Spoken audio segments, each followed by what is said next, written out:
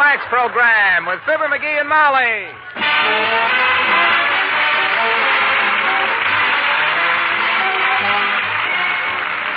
The makers of Johnson's Wax products for home and industry present Fibber, McGee, and Molly with Bill Thompson, Gail Gordon, Arthur Q. Bryan, and me, Harlow Wilcox. The script is by Don Quinn and Phil Leslie. Music by the King's Men and Billy Mills Orchestra.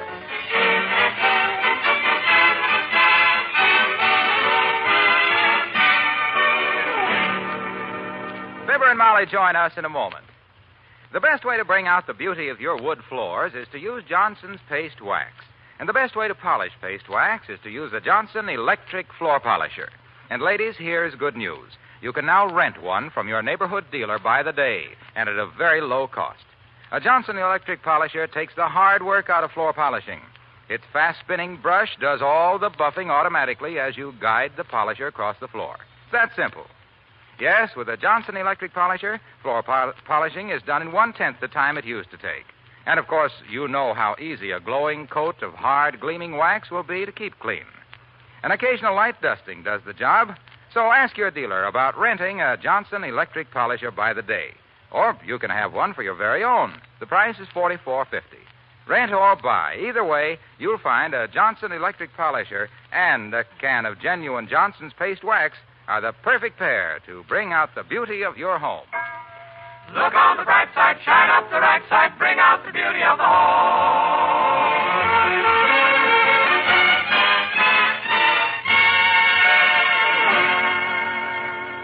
The world is made up of two kinds of people, men and women.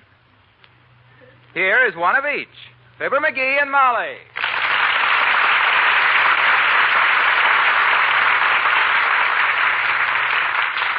So this guy says to me, okay, wise guy, he says, if you know so much about politics, he says, who's going to be elected president, he says.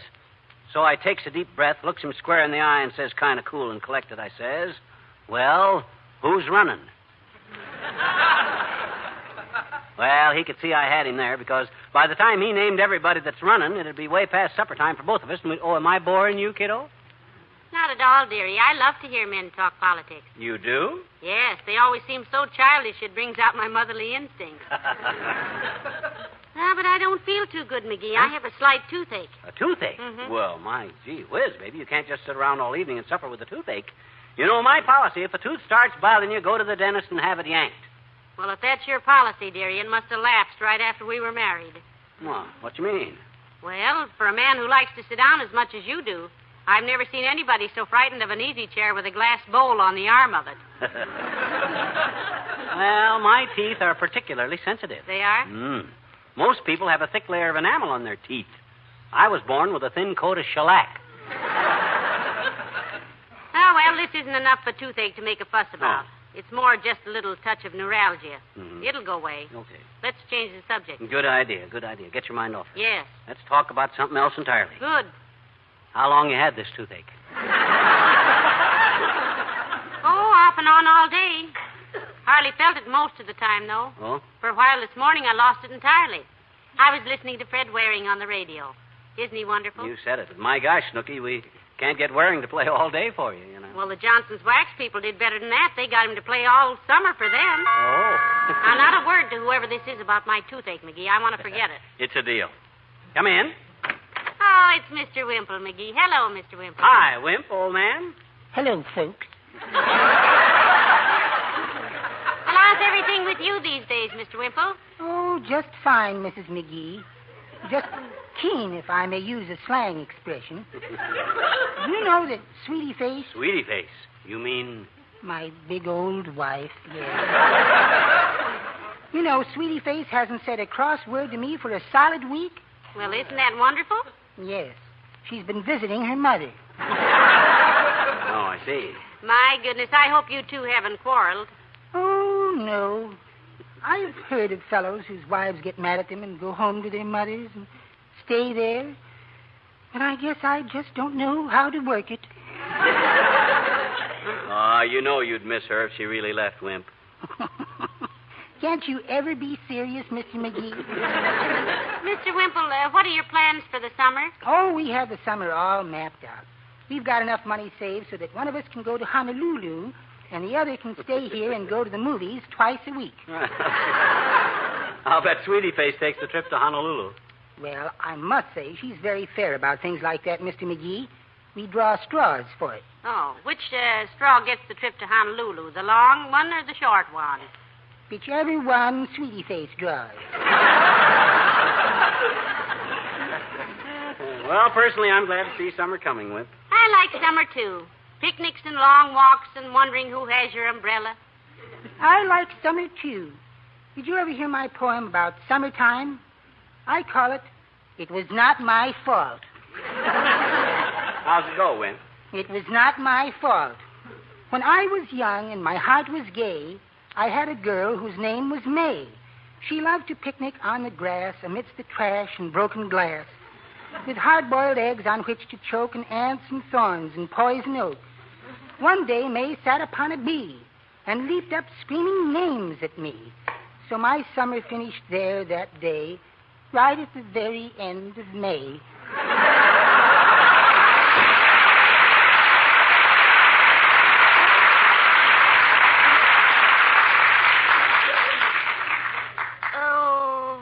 That poem? Oh, it wasn't that bad. No, but this tooth is. Oh, well, come on, Snooky. Let me take you down to the dentist. It's too late for office hours, but I'll call him up and have him meet us there. Oh, we can't do that. Why can't we? My gosh, I just paid him $42 for fillings. That's quite an outlay for an inlay. If I hadn't been an umpche, I'd have put up an eat bay, so don't feel you can't have him come. Oh, dear, it's Dr. Gamble. Oh, McGee. swell. He'll give you something for that tooth. No. I'm not a word to him, please. Oh, now. but Molly, you gotta have... It's too trivial. Come in. Hello, Molly. Hello, Dr. Gamble. Nice to see you. Hello, gruesome. Hi, butcher boy. How's your golf game? I haven't had time to play golf since August of 1940, and you know it. What made you think the doctor was playing golf, dearie? I heard a couple of other doctors talking about him. They said he was developing a bad slice.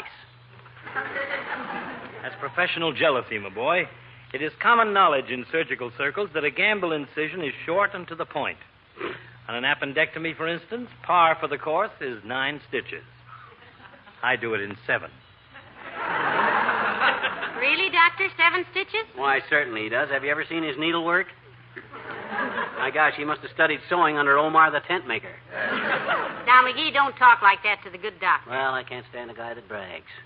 Gee whiz, I may not be absolutely and completely perfect in every possible way myself, but if I got faults, at least I'll admit it. I'll face it. That I will say for you, my boy. Everyone at the Elks says that about you. Yeah. Oh, they do, Doctor? That McGee is not afraid to face his faults? I think that's what they mean. They always refer to him as Old False Face. They like me down there. Look, Doctor, if you don't play golf, how do you keep so fit? You must get some kind of exercise. Why shouldn't he be fit? He don't have to take those concoctions he dreams up himself. He just dishes them out. Ignoring the feeble jibe from little Big Mouth here, Molly, I usually manage to get out and play some softball on Saturday afternoons. Is that so? Yes, in fact, I'd agreed to catch for the mortician's team this week, but I had to cancel it on account of the newspapers. Yeah? What have the papers got to do with it? They ran a picture of me yesterday with a caption that said, "Local doctor agrees to play ball with the Undertakers."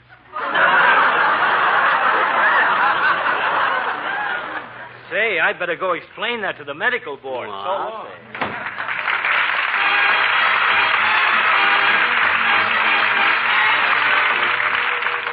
Billy Mills in the orchestra, and Tell Me a Story.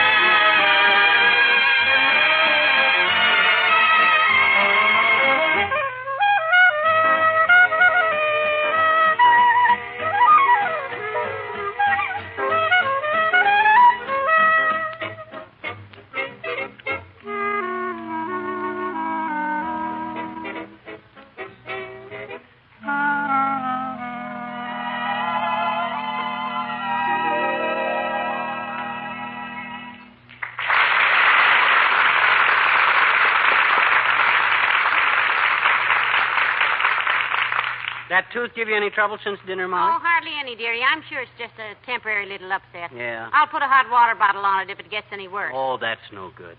Why isn't it? I tried that. I had a terrible toothache once, and somebody told me to put a hot water bottle on it, and by the time I got the dad-dreaded thing in my mouth, I like to strangle myself. You put the hot water bottle in your mouth? Oh, where else have I got teeth? I had to empty the water out of it to get it in my mouth, and then when I tried to fill it up again, I swelled up so much. Look. Can we change the subject? Okay. When we talk about it, it hurts. And... Come in. Oh, it's the old-timer, McGee. Hello, Mr. Old-timer. Hello there, kid. Hi, old-timer.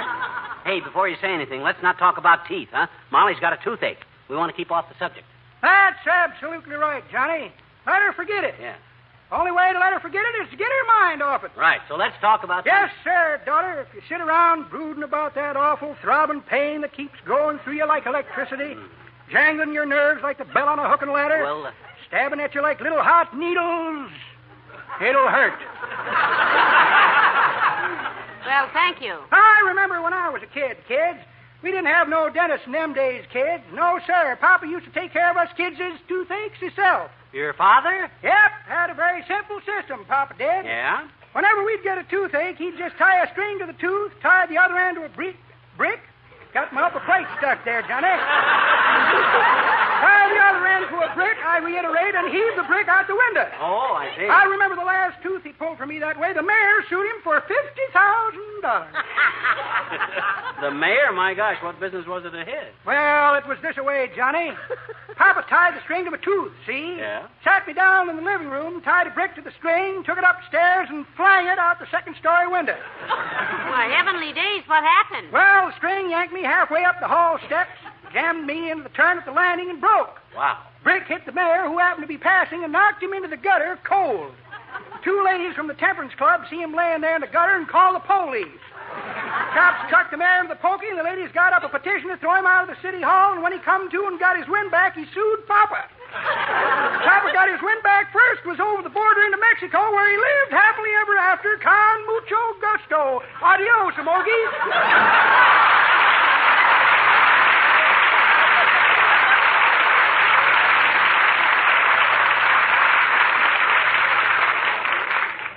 Oh, my goodness, I'm glad he's gone. The more he talked about toothaches, the more my tooth aches. Now, let's forget it now, kiddo. I won't say another word about teeth.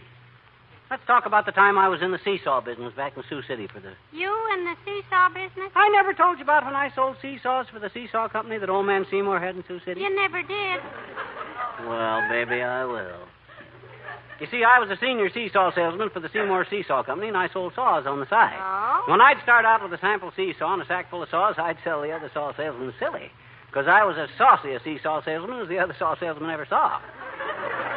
Why, I could sell you a $2 buck saw that would outsaw any buck saw you ever saw a young buck saw with, and for $6 I'd sell you a saw buck to saw with the buck saw on. I sold so many saws and seesaws that I got saw sick from saw selling and seasick from seesaw selling, and between the saw selling and the seesaws, the seasick seesaw sales, and the saw sick saw sales, and the buck saws and hack saws. Hey, let the bell.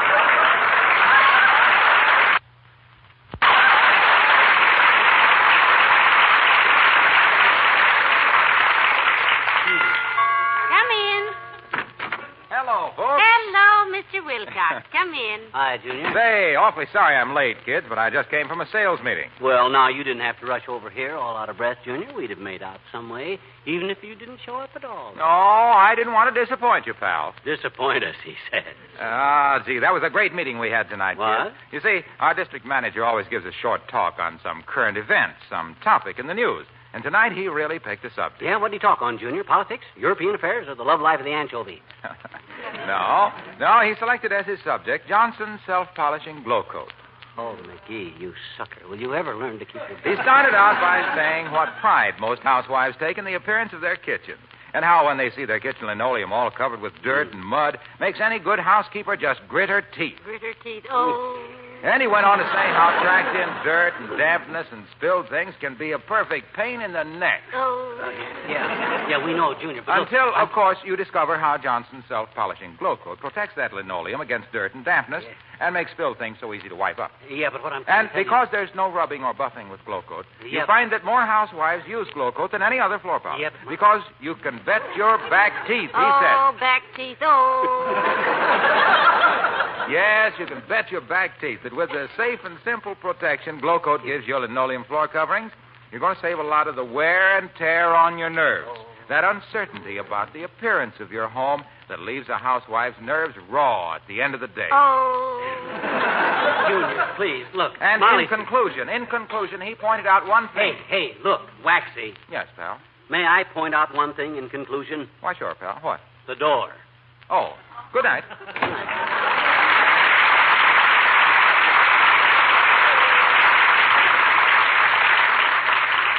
Rabbit, you know, as much as I like that kid, sometimes he gets on my nerves a little. Nerves. Oh. Hey, you didn't hardly open your mouth while Junior was here, Molly. You usually help me annoy him a little bit. Well, I was afraid if I did, I'd scream. Yeah? No use kidding myself any longer, dearie. This tooth is killing me. Oh, gee whiz, kiddo. I wish you'd let me took you to the dentist while he was still open. Look, you sit down here. I'll run upstairs and get some aspirin out of the medicine chest. I looked a while ago. We haven't any aspirin. Well, I'll call Kramer's drugstore. Uh-oh. Kramer closes at 10 o'clock. What time is it? 11:30. Oh. Oh, give me the phone. I'll call Kramer at home and have him run down there, open up, grab some aspirin, and run over here with it. I tried that. There's no answer. I guess I'm stuck with it until morning, dearie. Oh, no, you're not, baby. Leave everything to me. I'll get you some aspirin. Where? At Kramer's drugstore. It's closed. I'll open it. I can get in. Oh, no. Oh, yes. I'll sneak up the alley. I'll jimmy the door. Oh, no, I don't need aspirin. I feel better. Yeah. I'm going with you. Oh, no. Oh, yes. Okay. Oh.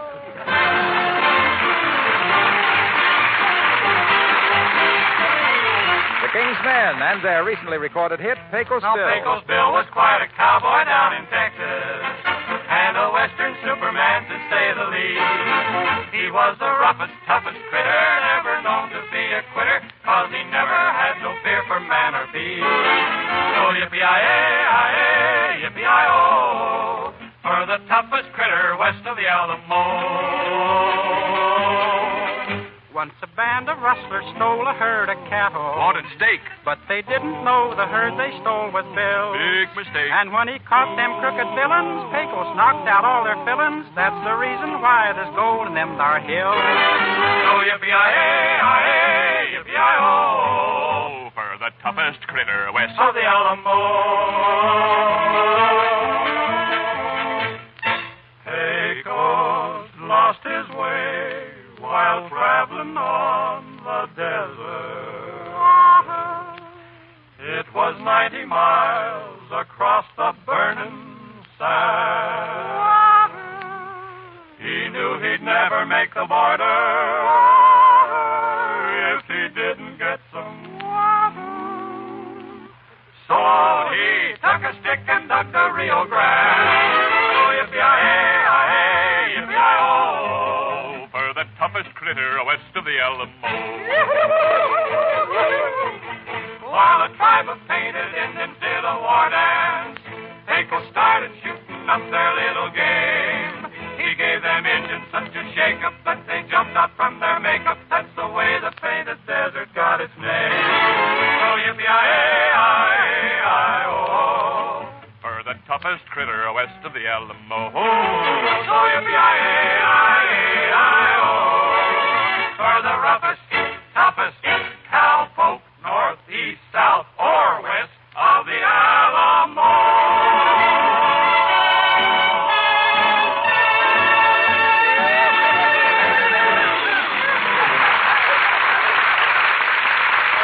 Nice song, sir.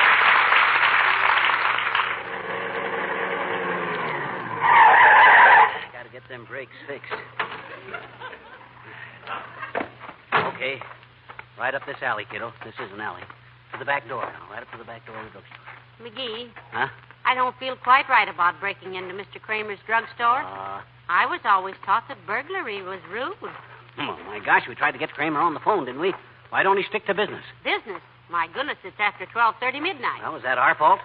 Let's be logical about this thing. Oh, here we are. Here we are. Hadn't we ought to case the joint before we stick a shiv in the watchman and swag the hijack? Huh? Or hijack the heist? No. Oh. Take it easy now. Take it easy, baby. First thing I got to do is disconnect the burglar alarm. If that thing ever starts clanging, we'll be up to our clavicles and harness bulls. How does it happen you know so much about disconnecting burglar alarms? I sat right there on the top of that very trash can and watched the guy install it. I told him at the time that any thief that couldn't get past that alarm with a bobby pin and a burnt match wasn't worth his... There we are. Burglar alarm is off. Look on that nail to your left there, kiddo. Under the windowsill. That's it. That's where Kramer keeps his extra key. Here you are. Yeah. With the key so handy and the alarm so easy to shut off, I don't know why Mr. Kramer even bothers to close the door, much less lock it. Well, if he didn't, the place would be full of flies in the morning. There we are. Okay, Snooky. After you. Go on in. Mr. Kramer must have been expecting somebody to break in. He left the light on. Yeah, now, let me see. Where does he keep the aspirin tablet? Make yourself an ice cream soda, kiddo, while I kind of snoop around a Ice little cream bit. on this tooth? Yeah. McGee, how can you even suggest such a thing? Oh, let's see here in this drawer. Razor blades, toothbrushes, soda mints, inner tubes, wearing blenders, glow coat, bicycle clips. Oh, heavenly days, what's that? It's a burglar alarm. Come on, let's beat it. I thought you shut it off. I did. I told you that guy didn't know how to install a burglar alarm. Won't even stay turned off. Hey, we better scram. I ain't even found the aspirin yet, Mom. Never mind the aspirin. Let's take a powder. McGee, I hear a siren. Oh, so do I. It's the police, McGee. It's the police. Let's get out of here. All right, here they are, Needham. Go watch the front door, Lewis. All right, you two, get them up and keep them up. Frisk them, Brorby. You lay a hand on me, you big Lugan, and I'll take off me slipper and hammer your pointed little head full of French heel prints. Give me back my pocketbook. Yeah, now look here, Buster. All three of you guys. I can explain this. A guy that's a friend of mine owns this drugstore, see? Oh, sure. And your wife had a toothache, and you just busted in to get a couple of aspirin tablets. Exactly. How on earth did you guess that, officer? Oh, brother, how corny can they get? All right, bring them along, Brorby. Hey, cut that out. Now, wait a Let go. minute. You Don't can't you do this push to me like that. You can't take me to any place. You can't take me to jail.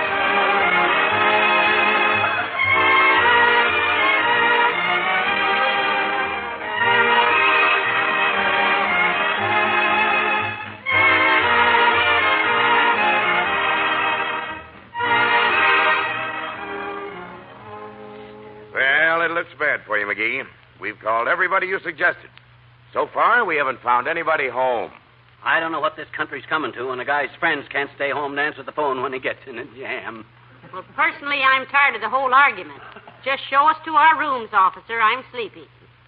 Doggone it, this is ridiculous. There must be somebody in Wistful Vista that knows me and will vouch for me. Both? You'll have to admit this is a pretty silly story of yours, folks. If you only had some evidence that you were in... Here's somebody says he knows the drugstore burglars, Chief. We are not a drugstore burglar. No. We never stole a drugstore in our whole life.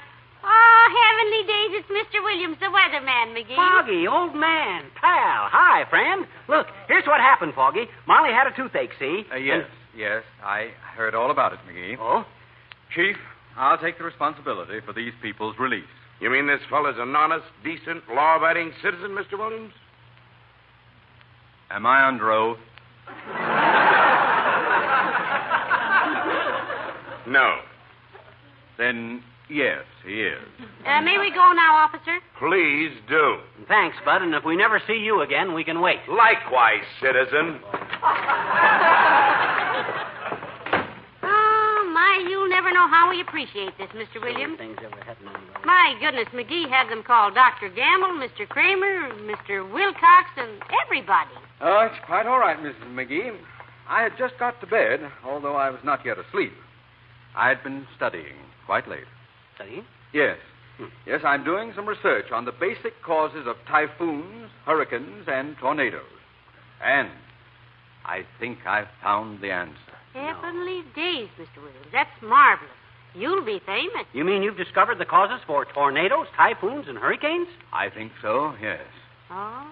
What is it? Wind.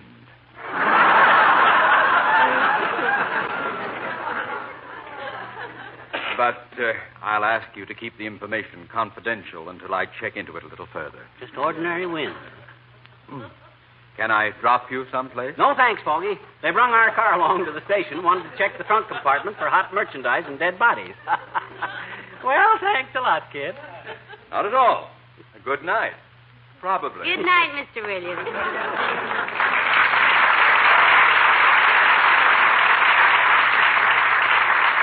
Oh, thank goodness that's over. Yeah, well, here's the car. Get in, Tootsie.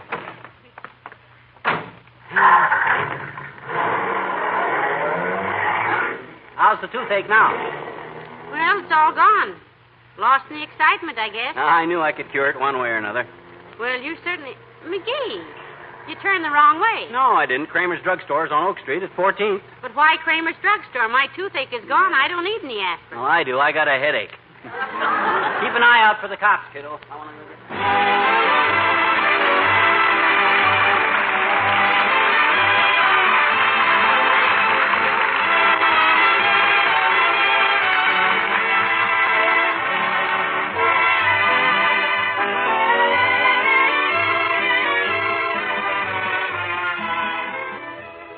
There's a good way and a bad way to keep wood floors clean.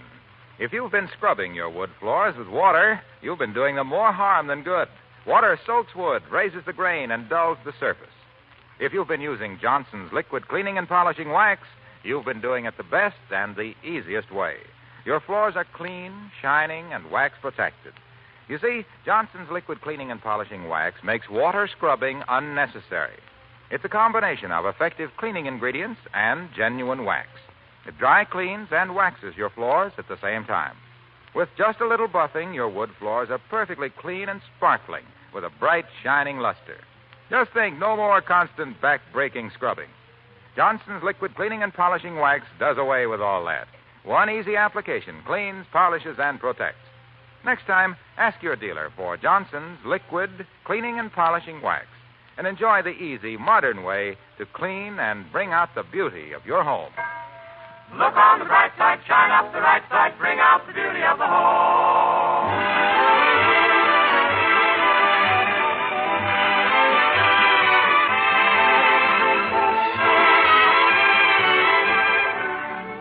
Well, dearie, I'm glad they had a policeman posted at the back door of the drugstore when you went back. Me too. It took both of us to figure out how to shut off that burglar alarm. Both of you? Yeah. You mean the policeman helped you get back in there? Sure. But why? He had an earache. Wanted me to get him a couple aspirin tablets. Have one? Yes, thank you. A pleasure. Take two. They're small. Good night. Good night, all.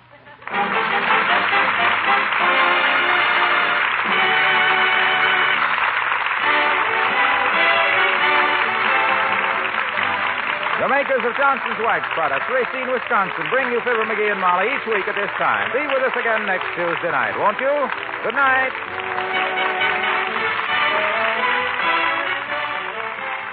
This is NBC, the national broadcasting company.